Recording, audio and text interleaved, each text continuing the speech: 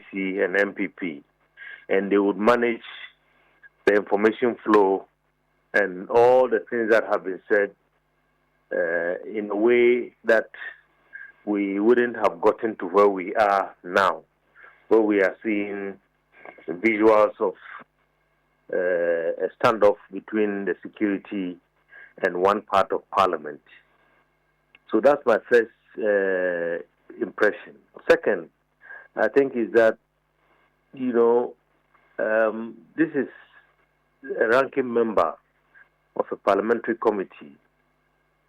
And, when it comes to oversight, all over the world, the principal actors are members of the minority for obvious reasons, because you don't expect members of a government to be active in trying to expose their own government and so on.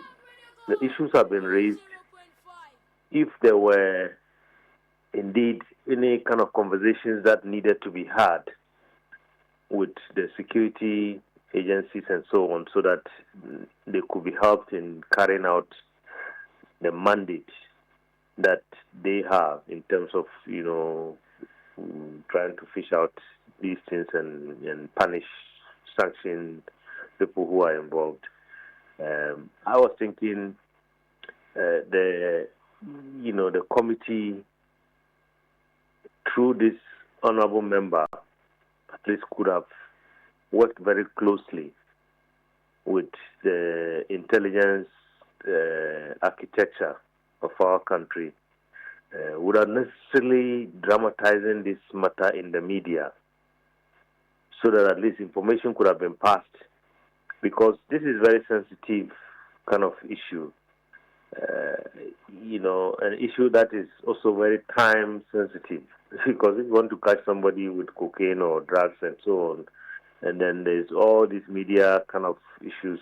I mean, you have given the group enough time to be able to hide whatever evidence that there could have been.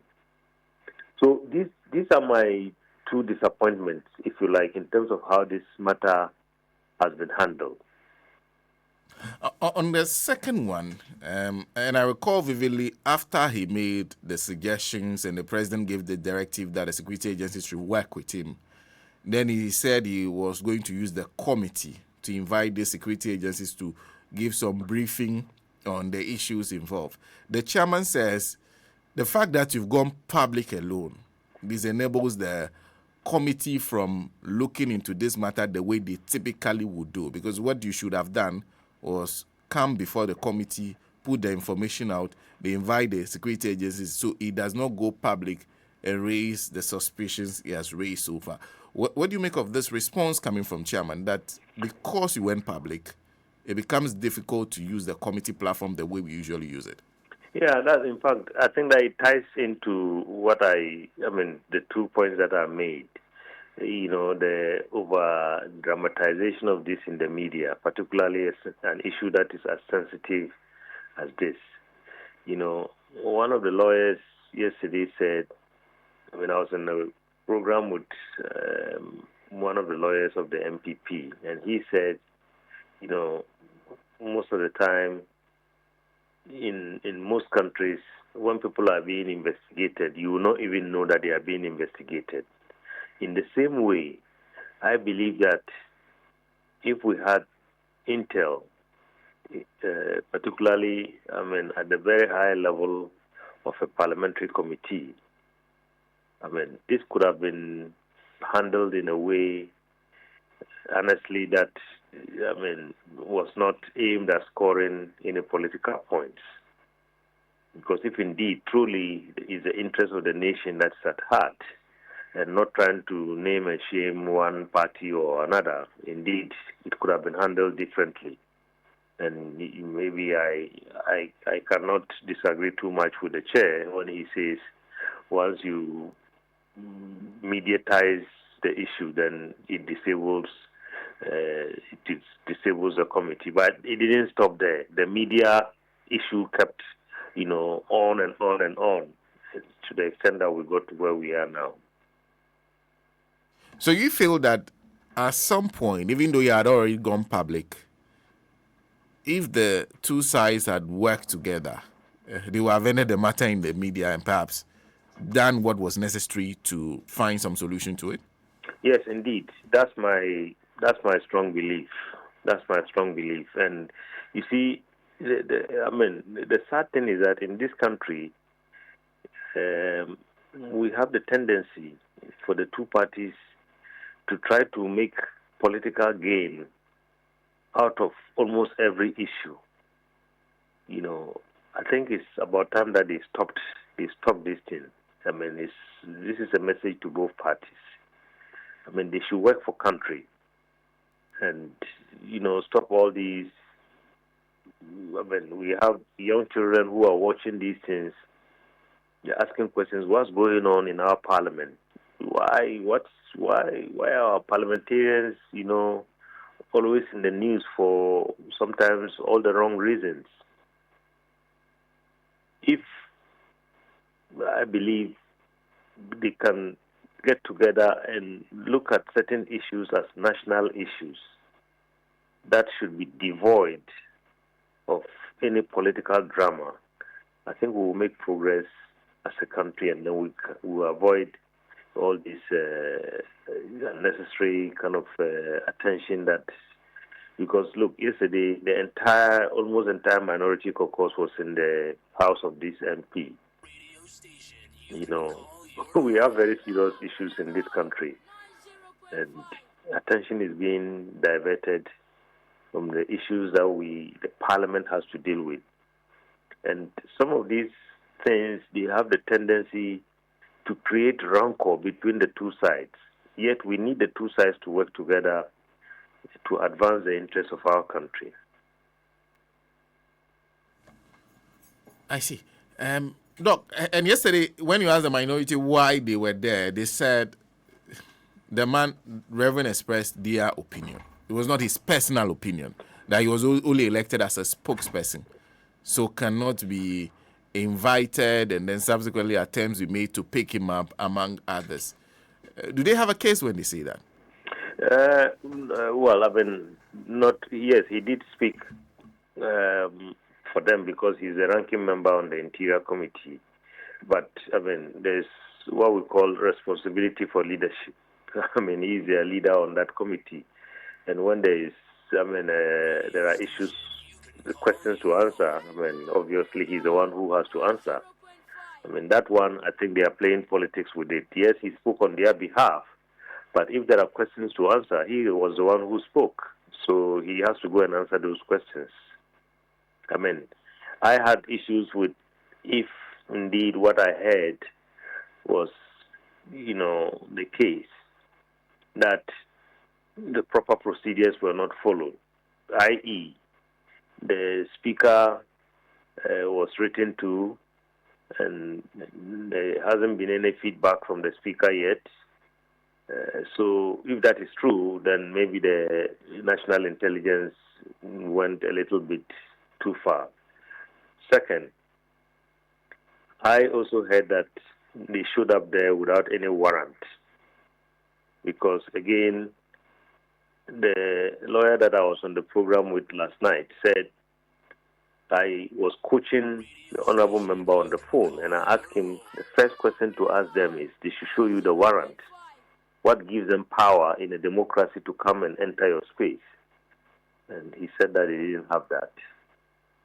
I mean, I think we have moved on as a country in terms of how, all these matters are handled. In the days when we were a military regime and, at the, dictate of one person, these things can happen. I think we have gone past that. So indeed, if the security apparatus did not have a warrant, I mean, I think they have no right to get near anybody's face. And I don't think it's difficult to get a warrant, right? I mean, a judge, can issue a warrant even at midnight. I mean, it is government. So if these were, the conditions under which the security agencies went to the honorable member, then I think there is a case for an overreach in terms of the mandate that they were exercising. Well, then there's the matter of the speaker. Because you're saying that there's an arrangement in place. If you want a member of parliament, you go to the speaker. But parliament is on recess on these issues. So can that be, I don't know how to, something to fall back on? Because that's the defense that the minority leader is putting up, that go through the speaker. Well, parliament is also on recess. So speaker is virtually maybe on recess. So reaching out to a member of parliament will be much more difficult. Is that the only resort? I think on the matter of reaching out to the speaker, yes, I think that's established practice that they have. Even though we also have to caution the MPP because in the 8th Parliament, there were instances when the speaker had to complain that, look, I established certain procedures just to protect all MPs. But, some people have tried to violate that and run to the court and try to get things done on days and in violation of some of the procedures that were established between him and the Chief Justice, if you remember this quite well. And that is why it's very important for all of them to work with the Speaker and make sure that whatever they agree, those practices and procedures are respected. Because, look, the Constitution says you can arrest an MP if he or she is not on his way from Parliament or doing parliamentary duties. So they have tried to establish a practice where you go through the Speaker, write to the Speaker, so that the Speaker would indicate his agreement and release the honorable member. That was the case last week with the 2 honorable members, I believe, who were interrogated on Monday within the precincts of Parliament. Now, that happened when Parliament was on recess. So the whole idea of recess really is neither here nor there, because even if the Speaker is not within within the country, the office exists. The office of the clerk is there, and if you remember, the letter that was issued last week was signed on behalf of the Speaker by the clerk to Parliament. So the matter of recess really, for me, is neither here nor there. In this era of technology, even if the Right Honourable Speaker is, in Australia, I think within minutes, he can be reached and he can be appraised of, all the communication, particularly urgent ones like this. So the matter of recess, for me, I think is not tenable. And at this point, and you have expressed disappointment in both sides. You feel they could have handled this matter better. What can they do?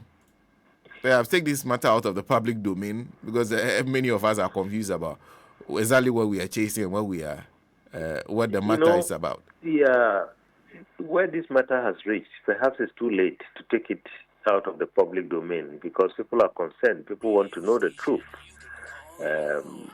So, yes, maybe the way to go about it is, why within the Committee of Interior, Defense and Interior, sit with the intelligence group and then have a dialogue. Whatever information that the honorable member has, let him give it to them, and then maybe some kind of statement can be issued by the committee now, and just to put this matter to rest. If there is no,